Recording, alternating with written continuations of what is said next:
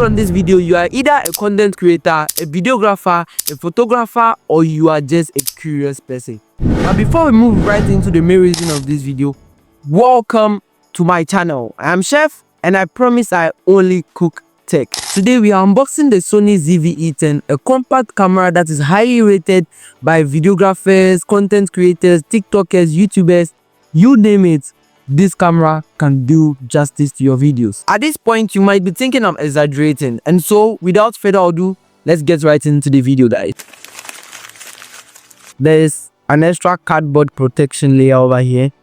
The first thing I get to see is the battery charging case, or whatever you may want to call it. I put that here. We have the strap in here, the camera strap, a transferring cable, a type C to type USB type, transferring cable. We have the windscreen. We'll be using this later in the video and testing out the microphone on this camera. Now the main bad boys of the show, the Sony ZV-E10 itself.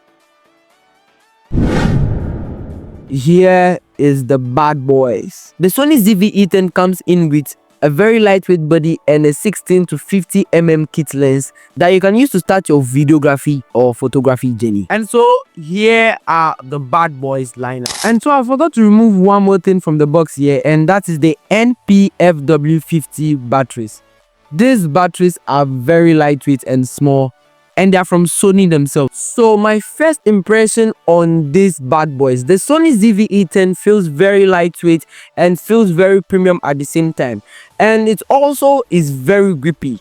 This grip, I'm not letting go of it, and even if I try letting go of it, it is not letting go of me because it's actually very handy. And for the fact that it's lightweight, I don't actually stress my hand. I can keep my hand in this motion for like as long as I want actually. One more thing is, I noticed the flip screen, and for Sony, I can say they actually have the creators in mind while making this camera, because the flip screen can allow you to do your vlogs and take your selfies and etc. etc. Now let's talk about the main reason you are here. The specs. The Sony ZV-E10 boasts of a 24.2 megapixel APS-C sensor, which is excellent for sharp images and detailed videos. It supports interchangeable lenses, which means you are not limited to the kit lens over here. And also you are not limited to one style of shooting. For videos, this camera is actually a beast because it shoots at 4K 30 frames per second and 1080p up to 120 frames per second, which means this is actually a beat when it comes to slow motion,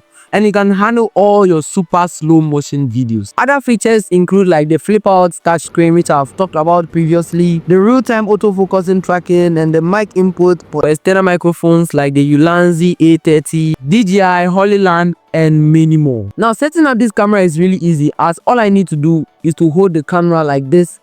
Look for the white tiny dot on the lens and look for the white tiny dot on the camera body itself. Make sure it both aligns and then tilt it to your left. That should be enough. And now from here we need a very good storage device, which I was advised from the seller to go for an Extreme Pro. I went for the 256 gig Extreme Pro, and it's pretty easy to fix. I figured out it was in where the battery is going to be. So you are going to face it down and push it in right here. When you hear the click, that means it's in. The battery also have to go inwards like that. You close it and your gear is ready. Now I would advise that if you are actually going to be taking this outside, you're actually going to be using this for gigs, you should actually get a camera rig. And what that camera rig helps you to be able to do is to be able to add more accessories to your camera, like a gimbal. I like the fact that Sony made the settings very easy for even newbies to understand, because I have no prior knowledge about cameras, but I'm able to navigate this very easily. These settings are really easy and optimized for a newbie. And so here are some pictures I took during the sunset when I was trying this out. Although I have no prior knowledge of how to use cameras, I just set everything to auto and everything was working fine for me. Okay, so this is how the microphone sounds with the windscreen on, and also this is how the microphone sounds with the windscreen off. Which is better?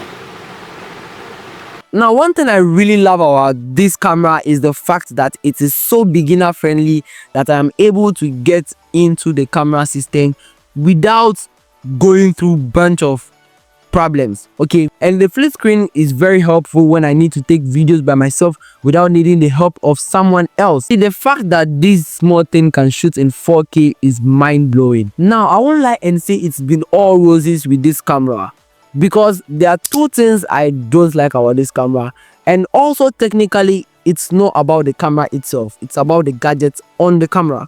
So the first thing I don't like about this camera is the battery life. The battery is so small that it doesn't take long for it to die. So if you are someone that will be going outdoor, someone that will be doing a live stream, I would advise you to get a couple of more batteries to be able to swap when you need them the most. The second thing I also don't like about this camera is actually the lens. Now here's why I said this. I've actually seen people take videos and photos on the Sony ZV-E10 and it looks so much better than what I have taken myself.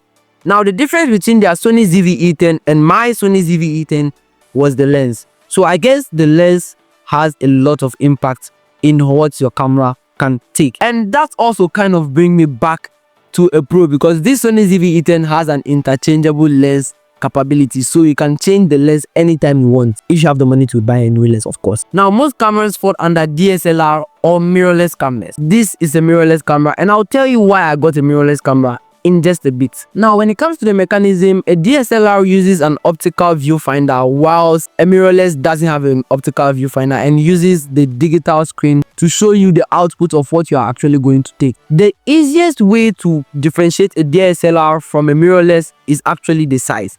DSLR are actually more larger than mirrorless cameras because they actually need space to fit mirrors in them that change position when you are taking pictures, and hence the camera size. Mirrorless doesn't need that. In the days, DSLR cameras mostly last longer in battery than mirrorless cameras, but mirrorless cameras are actually catching up now, so that is not much of a difference. The last and most important fact is that when you are going for videography, video making, or a content creator, mirrorless cameras are generally better than DSLR. But if you are going for photography, then DSLR is your way to go. Now a very quick summary of what this is. This is a very mid-range camera that you could get without breaking the bank if you're a content creator and you are going for video making. You could probably change the lenses along the line. And that's the end of my unboxing and review.